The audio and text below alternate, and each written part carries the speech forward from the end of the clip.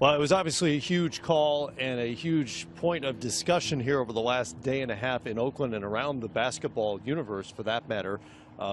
Fans at home, you should know there are 15 triggers for video review, study, prepare yourself for game 2, because there was a lot of confusion about this rule in the arena, out in the world, as folks are scrambling to figure out not only which part is reviewable, but what the officials can then do.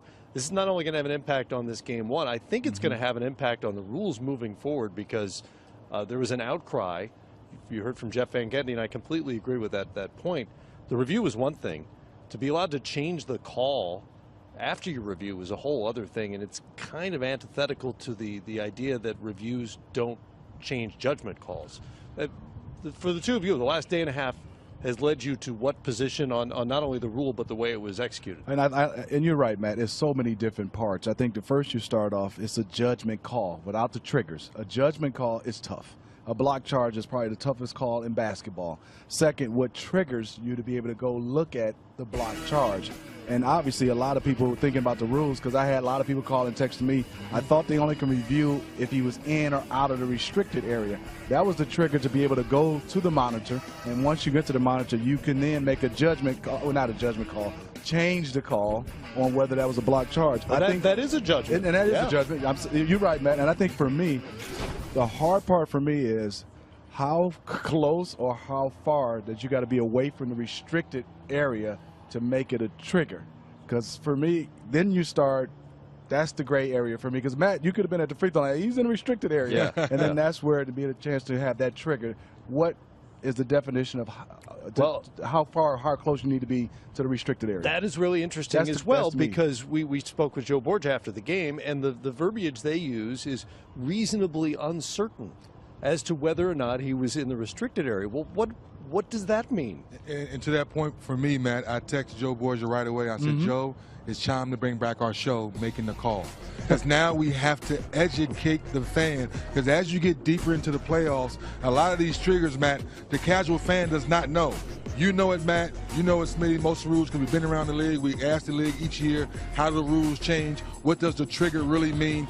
Judgment calls, well, so many judgment calls throughout a game. How does the referee know what to do? And to Ty Lue's point, with the naked eye, it looked like LeBron was clearly out. No, they looked like he was clearly out. From Ty's angle. From Ty's angle, looked that way, but the other referee said there's no way he was close. I mean, that far away from Ty's point. So, once again, how do we educate the fan more to understand what the referees are going through? In their defense, it's happening in real time, right? Yes. We always have to remember that. We've seen it 1,000 times now on review. It's possible from one angle or another that you're not certain about where he is relative to that line. That is a possibility.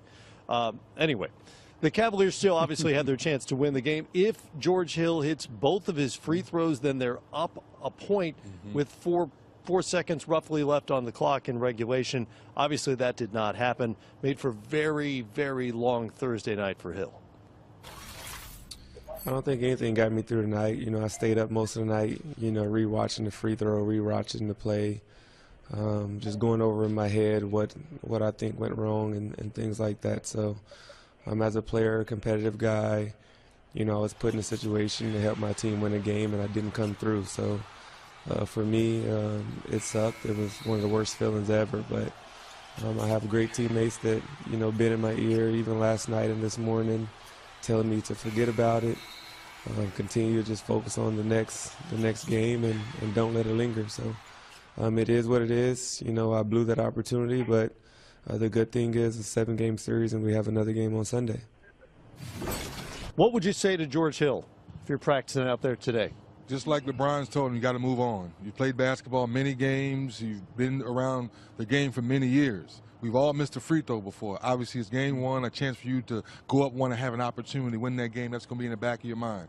So for LeBron James and me being around him, Smitty, the last 2 weeks watching the Eastern Conference Final, his leadership, in my opinion, will help George Hill and J.R. Smith get over those blunders and move on for game 2. And totally right, Matt. I think that's when you need your teammates. And I think also if I'm George Hill, I want to have that play again. I want to be able to play again. And this is not like the Super Bowl. That's that one game. Good thing about basketball is a 7-game series. This is just game 2. You want to be in position again to be able to knock down free throws. That's the competitor should be in George Hill. He's been around. He should want to get back to that same position and knock down some free throws to give his team a chance to tie or win in big moments. And I think for them is, if you're the Cleveland Cavaliers, we all said it, you want to win every game. But really, you want to leave Oakland with 1 game. That's when Sure. you've done your job. It could have been game 1, but I think they still have a chance in game 2. This would have been devastating if this was game 2 and they're going back 0-2 to Cleveland. But they have a chance again tomorrow. You know, it's interesting. He said he was watching the free throw he missed. Would you want to watch the free throw? No, I don't think so. I think if you know, we all go through our mechanics and our routines. If I went through my mechanics and routines, Right. then I just got to trust it. I want to get in the gym, though, Matt. I would probably Right. be somewhere right here saying, Maroon 5, you couldn't have the concert last night until I get a chance to shoot some free throws. But I don't know if I would. I would love to watch the game over and over and over, but not the free throw. Well, and here's the other part of the equation, obviously. Do you guys, who do you believe after the game? Ty Lue, who said that J.R. Smith didn't know the score, or J.R. Smith, who said, of course I knew the score? Well, if you read J.R.'s lips, he said, I thought we had it when he looked over to LeBron. I thought we were ahead. That's what it looks like. So Yes. I'm going to go with those right there. So the first part is, obviously, you hope George Hill makes a shot.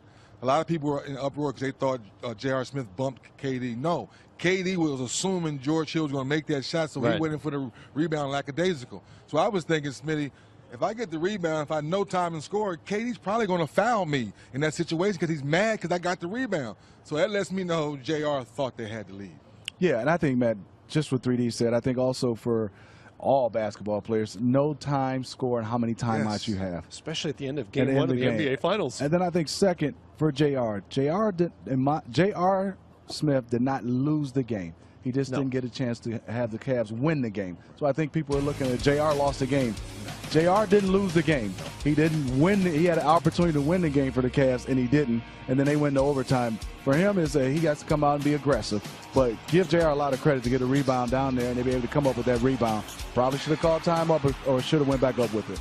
He didn't lose the game, but he didn't help them win the game. That's for That's sure. what I said. But if He was- everybody's saying it's J.R.'s fault, I don't think he lost the game. That's one That's why I play. think That's that- one 4-second Yes. stretch of an entire game with Yeah. overtime included. But remarkably, J.R. Smith was a -20 in an overtime game. That's hard to do.